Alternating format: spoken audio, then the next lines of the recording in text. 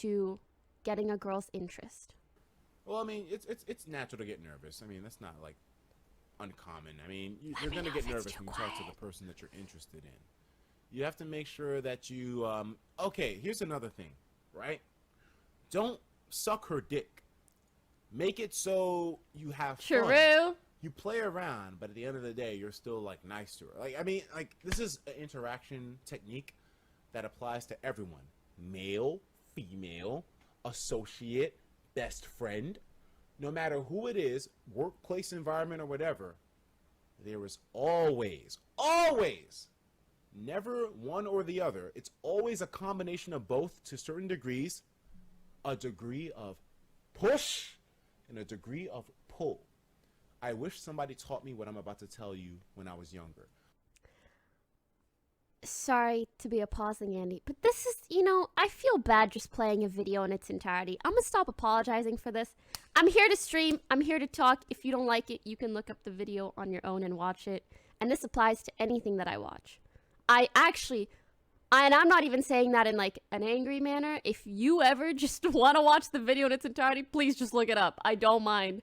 But I want to add to that and say, I feel like a lot of guys have trouble understanding this, even when it comes to friendship, because I can sense that men tend to skew either heavily one way or heavily the other way. Like, either they are afraid of complimenting you and don't want to do anything that could resemble anything that is like too nice, or they're just like overly clearly attracted to you.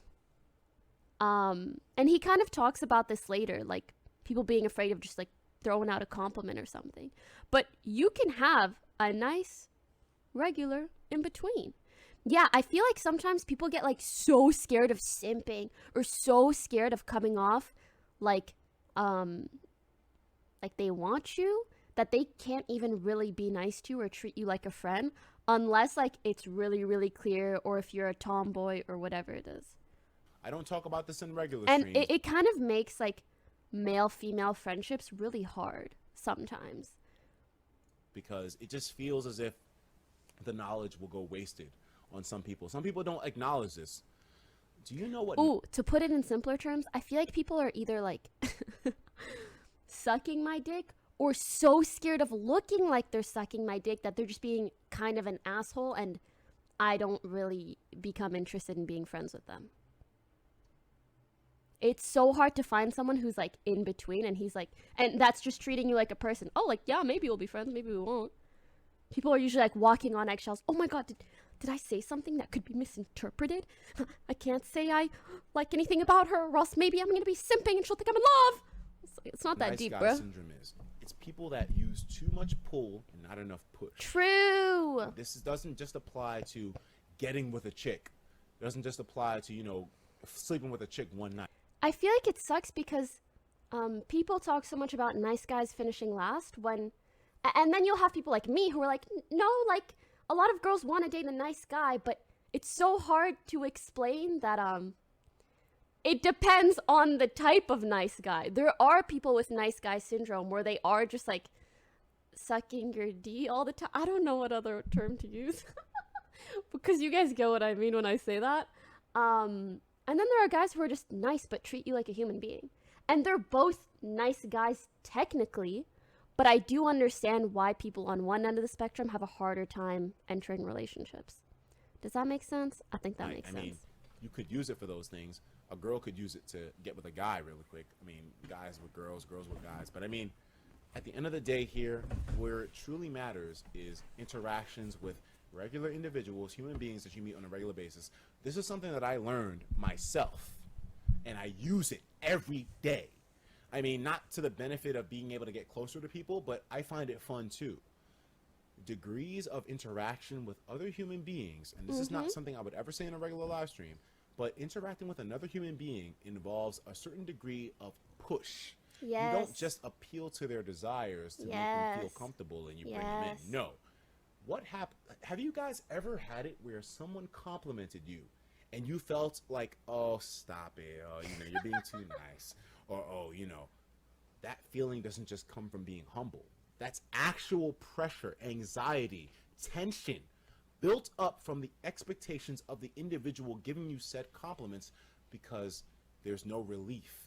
They just continue to lay on the compliments, continue to make you feel special, encourage you, compliment you to the point where you feel awkward. Don't you feel awkward when someone compliments you too much? Not necessarily speaking to the nature of that person, but because it's like, you know, oh, you know, I'm not that special, you know, chill. I'm not trying to like come out here feel like a celebrity. Every time someone compliments you, it builds up pressure. Depending on the nature of the compliment, it builds it up a little bit more or a little bit less. But the point is that it builds pressure, expectation, tension. If you have somebody who comes up to you, how many times have you had if somebody comes up to you on the street and they're like, yo, oh yeah, listen man, I want to talk to you. You look like such a great individual. I really want to break it down to you, my situation, because you look like someone that will listen to me. I mean, here in New York City, homeless people come up to you on a regular basis and they consistently butter you up, give you compliments, pressure you to give them something. And that's the thing. Doesn't it make you say, okay, what do you want from me? You keep building up all these expectations. You keep complimenting me. You keep giving me all these things that make me feel like I'm a good person. What do you want? True. So I want to make it very clear. I feel like sometimes people take advice like in too much of a binary manner.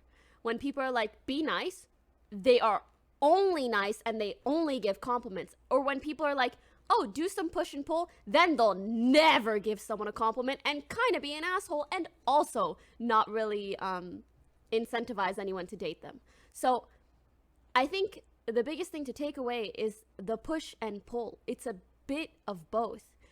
In the same way that I was talking about, like if someone comes up to you and they're just like overly complimenting you, you're gonna assume that they want something from you. And that works the same way in regular relationships or friendships or someone that you're pursuing. If you lay it on too thick, oh, that's a good way to put it. That saying, if you lay it on too thick, people are going to be uncomfortable because they're going to think you want something from them. And I mean, you do. Let's be clear. You want some of that poontang, but you can't make it too obvious and you can't feel them pressure and you can't make them feel pressured about it. Okay. The pressure from those interactions is built up. This is something that everybody should teach their children, I feel, because it would help them to, all that pressure being built up from compliments and over the top like condolences. I mean, it builds it to a point where it's awkward. Because if you're with somebody who compliments you to the point where you're like, okay, you know, like it's really not that serious, you feel like I need to back away from you. Like it's like, okay. Oh, and to add on to that, I feel like in the past when I started seeing guys that I felt complimented me a bit too much, and I know it's such like a dumb thing to complain about. It sounds like a dumb thing to complain about. Oh, someone is like being too nice to me. It actually made me, I really thought about it once and I realized that the reason it makes me uncomfortable is because they must like the idea of me a lot more than they like me if they say all of these things. Because in reality, like sure, there are good things to me and there's some not as good things to me. I'm still just a human. I am not worthy of being treated like a goddess. No one is, or a god, or like any sort of royalty. And I think the best relationships and the most comfortable relationships come from someone realizing all of the sides to you and liking you for you in a very like almost chill manner. You know what I mean? In a non-pressuring manner. Falls Poki WK. Thank you. I appreciate that. And I do also feel like to some degree it's less serious and a lot easier to be this way online. For example, like if you watch someone's YouTube videos or someone on Instagram or even on stream where you're like, oh my god, like all I've seen is things that I like from them. They just play games and they're like this and I like that. Like I get that. It's much easier to come to that conclusion when it's a parasocial relationship. I believe that's what it is. But it comes off very weird when it's someone that you know personally and hang out with and etc. Chill, nigga. Like I'm not. What do you want? What do from you me? Why want? are you doing all this? Yeah. Like you know, you're saying all this shit, and this is the nice guy syndrome. This is the field that a lot of guys fall into. If they meet a girl, they're like, oh, you're so beautiful. I can't get over how stunning you look. Your outfit's amazing. I love your makeup. Your dress is outstanding. And it's just like the girls are like, okay, are you like how like are you a fucking rapist? I mean, they don't think. I mean, Okay, maybe not that. but you know, a lot of the time they're just like, yo, chill, nigga. Like, fuck. I'm going to tell you guys now exactly what you need to know in my personal opinion, which will help you out. All that pressure that's built, it's all about push and pull. Whether it be a little bit of push and a ton of pull, or a little bit of pull and a ton of push. Every human interaction that you have, whether it be with a significant other, a person of the opposite gender, or a person of the same gender, anyone you meet in life, the key to establishing a solid relationship with that human being, any human you meet, is a good balance of push and pull. True. You need to make sure that while you let them know that you're interested in establishing some sort of interaction with them, a pull, that you're also willing to have fun, joke around, and play games. And not take things too seriously. Once you master the art of push and pull, you're unstoppable. Far better, whether it be on the platonic level or the actual intimate level. I watched this last night, and it fucking set me when he said plutonic. Because I think it's platonic, but then when he said plutonic, I thought of like poontonic, and I need to stop. And I have a lot of references I can use for this, but the main thing to understand is that some people require a little bit of push and a ton of pull, where, you know, you joke around, you make light laughter, banter on a small level, and you pull a ton. Or the opposite, you make a ton of jokes, you clown them, you bullshit, and then you have a little bit of pull. It depends on who you're talking to. Yeah. Obviously, you know, there's a bunch of human beings out there. You have to change up your approach depending on. Yeah, some girls prefer like a lot of lovey-dovey and a bit of joking. Some girls prefer a lot of joking and a bit of lovey-dovey. But it's about finding the right balance for the person that you're talking to. On who you're interacting with. But I mean, always go in there with at least a little bit of 50-50. As you see how their personality is, a lot of guys that I've met, you know, sometimes they like a lot of pull and a little bit of push. Sometimes they like a lot of push and a little bit of pull. It depends. But you can never... fucked up a relationship with a girl that I liked because I did too much push. Yeah, it'd be like that sometimes. I'm pretty sure there were guys in the past that were interested in me. I mean, just the hunch that I got. But they were so afraid of seeming interested in me that they kind of just like acted annoying around me. Like sometimes when someone shits on you too much or tries too hard to joke around, but you're not really comfy about it yet, it comes off the wrong way as well. So I think it's so hard to give good relationship advice because it's about learning that balance, and that balance can't be taught. Strategies can be taught for learning the balance, but it ultimately comes down to practice and experience. That's how you master it. Never ever go in 100% pull or 100% push. Yeah. I've explained what pull is: compliments, buttering them up, making them feel nice, encouragement, personality boost, you know, stuff to make them say, oh, stop it, you know, you need to, I'm not that special or whatever. That's the pull. What's a push? They give you you give a bunch of compliments, you give a bunch of stuff, and then you're like, wait a minute, it's dark in here, I don't see anything, you could be ugly as fuck for all I care. That's a fucking push. That's the push.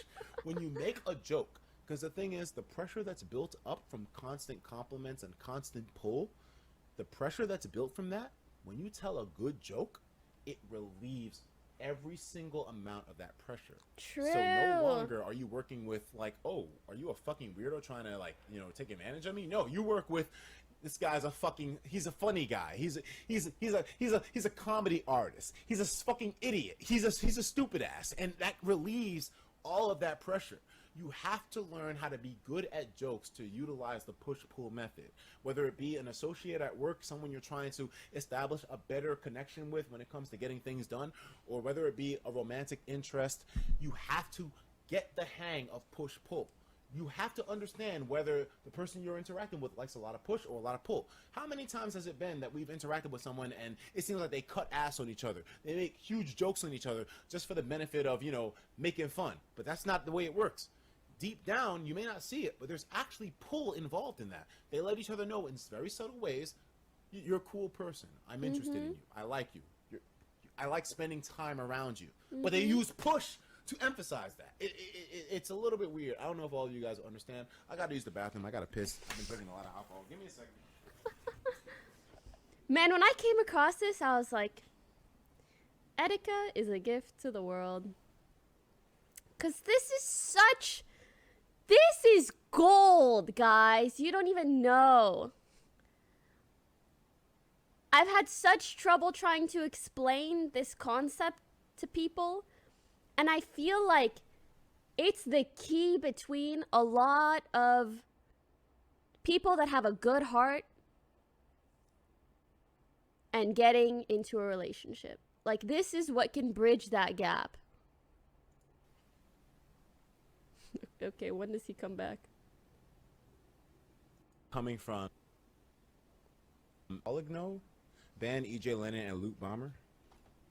I'll probably do that later. But Matthew says, bro, I love you, but I fucked up. Been staring at my wall, thinking that it was talking to me.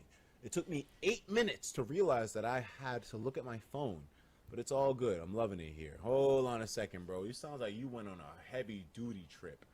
Nigga, what the fuck have you done? True. I mean, I know I went on a tangent talking for a little while, but nah, nigga, relax, bro. We're just having a fun little chill stream. I'm surprised we still have over 1,000 viewers, man. But clearly y'all are show right now. Play something, Etika, from Coops 132. Coops, Deserving man. of much How about you more. play something? Want me to watch you play something, nigga?